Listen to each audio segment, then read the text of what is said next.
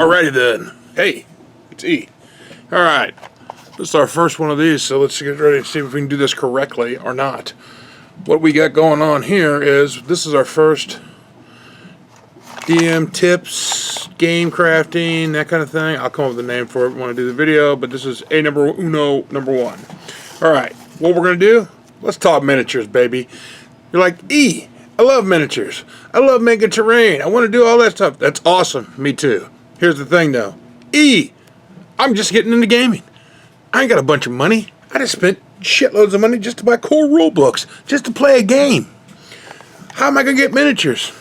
Easy enough. There's many ways to do it. I'm going to go through them. Let's check it out. Alright, first things first. What can we do? Hey, everybody loves these nice, painted, badass minis. I mean, come on. It's a badass dwarf there. He's tough. I mean, it's not the greatest paint job. It's my shit, but it's not too bad. Yeah, that's pricey though, man. Even Reaper, that's a Reaper dwarf, and he's metal. Ding, ding, ding. And, you know, he's like $6-7, something like that. That's not too bad, but that's one dude. So, I got like 5 people in my party. Well, here's how you start out. First thing I'd do, if you're going to go miniatures and not do theater of mind, but theater of mind works out just fine. Trust me. Back in the day, before 3.0 Dungeons and Dragons, miniatures weren't even hardly part of the game. Don't get me wrong, people used them and everything else. But a lot of times it was just, hey, what's the marching order? Who's where? That kind of thing. We didn't use battle mats, none of that shit. I mean, you need nothing. Everything's theater of mind, using your imagination, which is great. You know, piece of graph paper, pencil, I'm over here, move a dice, that's me, I'm the foresighter, whatever. That's cool, and it still works fine today. There's no reason, some games, like horror games, are way better without miniatures, because, ooh, where's that creepy thing at?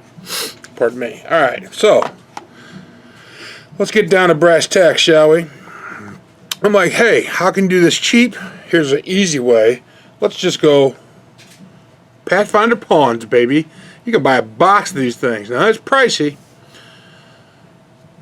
but you get so many things in these boxes. I mean, it's almost cost you as much as a core rule book, but if you hit eBay, maybe you get it, you know, you can get them. Or you can get smaller packs and that kind of thing. So Pathfinder Pawns are a good way to go. Gives you what's out there, you can put them into places, you can still make your cool terrain and everything you do. But you're like, E, I don't even have that much money. Okay, no biggie. Hey, how about you go Mage Knight? Just get a Mage Knight or HeroClick, like right here. These are cheap. eBay. Here's a cool Elrond mini. He's even still on the clicky base. The turn, clicky, clicky, clicky, clicky, clicky, clicky. I'm going to cut him off that because I don't like them. But I mean, if you don't got nothing else, this works great. Just get some clickies. You can go another cheap route is Reaper Bones. Reaper Bones, come on. She's pretty cool. Come on, let's see if we can get her in here. She ain't too bad at all. But, you know, she's bendy. It's bendy. But I glued that on a regular base. You don't need to do that. I just do that for all my guys. That's a good way to go. They're super cheap. You get a bunch of them. That's a good way to go if you want to paint them. Don't want to paint them, no. HeroClix, Mage Knight, all that stuff. Mage stuff. If you want to paint them, though, you can pop them off those bases and do a repaint. Repaint. It's a big old half-orc barbarian of Doom glued to a base. Just an old school Mage Knight fig. I got paid, I don't know, 50 cents for it. Now it's a cool mini. Or you can buy, these aren't even painted. He just clicked off, put on a base. Big old hunkin' badass. Another could be used as a half-orc or an Orog if you need a bad guy or that kind of thing. That thing's super tough. I mean, look at that compared to that. Oh my god, he's going to chop somebody's head off with a giant sword. Not even repainted, just glued to a base. You can do that too. Also, there are so many good board games that have massive collections of miniatures that come in, like Massive Darkness is one of them. Massive Darkness, who would have guessed? But Zombicide Black Plague. You get a shitload of cool zombies, and you get some cool character figs. You can even buy them individually on eBay, do a little hunting. You ain't got to paint them. If you don't want, you can if you want to. You don't have to. Don't like that. Go with the pre-paints. You got D&D pre-paints. Come on. There's Familiar from DM Sky's channel. He likes to use her all the time. Nice female dwarf for their, you know, Pathfinder pre-paints. These are all WizKid style. Might have seen this guy on Hank and Furness channel, Runehammer, back in the day. I mean, he's still around, but he hasn't pulled off some minis lately. Or, don't want to do that? Go paper minis, man. You can just get some, print them off, cut them out, put them on, do the old school standee like that. That's fine. Or, buy yourself some Pathfinder bomb bases, get a bag of them like 16 bucks, get a good collection of them, and print off your own. Or, if you're artistic like me, which I'm not super artistic, but I mean, you can draw your own figs. Like I draw all my character figs for my guys when we play ICRPG. You know, it's not hard, shadow them up. If you don't want to do that, Wylock has a spectacular video on how to use Photoshop, just taking pictures off the internet, turn them into your minis, which is awesome. I love it. I think you can go that route if you want. I personally don't do it because I don't like using other people's artwork that I didn't pay for. That's just because I work in the industry and I do not do that. I don't do free download PDFs. I don't do any of that stuff unless it's legally downloaded. But you're free to do whatever you like. Those people aren't really hurting, but I mean, I'd like to give back to the artist. So I mean, there's no limit that what you can do if you do your own. If you want to do it cheap, Runehammer's, he has all kinds of cool for his ICRPG print and play minis that you can buy. Throw that good a couple bucks. It's an awesome game. It's also, if you're looking at getting a cheap game and don't want to spend piles of money like playing D&D 5e or anything else, buying your 3-core rule books and all the other extra shit, buy yourself an ICRPG book. Give that guy a couple bucks. You can also, I think, get the basic stuff for like nothing or real super cheap, and his pawn packs are pretty cheap too. But on drive-thru, there's piles and piles and piles of paper minis, and there's nothing wrong with paper minis. Anybody that says different than that, they're assholes, straight up. But I mean, you're like, I don't want to even spend a bunch of money. You don't have to. I need a monster. I need monster minis, How am I going to get those without spending a bunch of money? Well, I mean, who doesn't need a giant tentacle? There's no art to this. Cut something out that looks like a tentacle, draw it with a black magic marker, throw it in a Pathfinder pawn stand. There you go, giant tentacle, eating a goblin. You can do all kinds of things. Do not let your budget limit your gameplay and your fun. You can still use terrain with your paper minis. A good place to start, maybe just get miniatures for your player characters. That lets them feel cool. Maybe if they're cool, they'll buy them themselves. They'll help you paint them. You got a crafty group. That's cool too. If you're a crafting DM and you need a new cast of characters, another good way to do it is buy one of those big board games and theme game it. I got to buy Zombicide Black Plague. Get a piles of shit. Cool. Oh my God, all our monsters are zombies and stuff. Oh, that's never worked before. Wait. Oh, Walking Dead. That's pretty much worked pretty good. Trust me. Ask AMC. They make piles of money off of that. But you could do a massive campaign using nothing but a Zombicide Black Plague box, and that would be all kinds of more gameplay than you ever could shake a stick at and get through in a year, probably. You could do all kinds of zombie apocalypse stuff with that. Or Massive Darkness, or like Descent. Or if you get yourself a hold of a nice old school Hero Quest set. Got 4 characters, got a bunch of bad guys. It's all good. You don't got to paint them if you don't want to, but you can if you like that sort of thing. But miniatures have nowadays become more of an integral part of most role-playing games. People want their miniatures. That's why the pre-painted stuff is awesome. Especially if you don't want to paint. If you like painting, repaint those fucking things. If not, get you some Reaver Bones. If not, upgrade a little more and get the metals.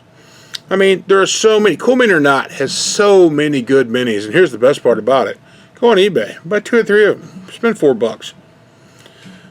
Until you get your characters miniatures, and if they're going to complain, your players are going to complain. Here's the thing: have them pony up some cash, because this ain't a cheap hobby. If everybody wants all the bells and whistles, like if you're going to build all the terrain and take all the time to do that, there's no reason that your group can't start a little fund and get the miniature fund. Not everybody has tens of thousands of miniatures like I do. I mean, almost 40 years of gaming. That's how you do it. You collect over time. Don't go out and drop $500 to get your miniatures. Yeah, if you're gonna buy like Black Plague, you're probably gonna drop $89 if you can find a decent copy, or $100 something bucks. But I mean, there's so many miniatures, just like Massive Darkness. if you want a big pile, or just go the Pathfinder Pawn route. There are so many good boxes. The NPC box set alone has so damn many Pathfinder Pawn figs that you'll have enough NPCs and characters to go for a lifetime.